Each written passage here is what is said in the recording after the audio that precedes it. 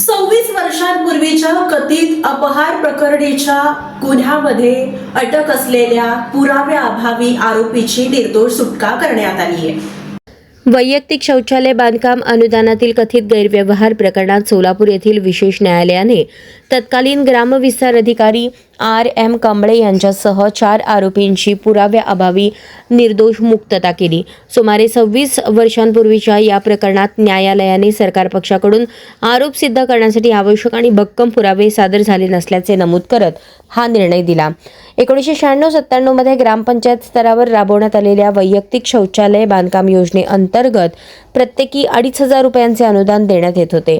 मौजे कुरुल येथील एका नागरिकाने 28 डिसेंबर 1999 रोजी लोकायुक्तांकडे अनुदान वितरणात गैरप्रकार झाल्याची तक्रार दाखल केली होती। त्यानंतर हे प्रकरण लाचलुचपत प्रतिबंधक विभागाकडे वर्ग करण्यात आले।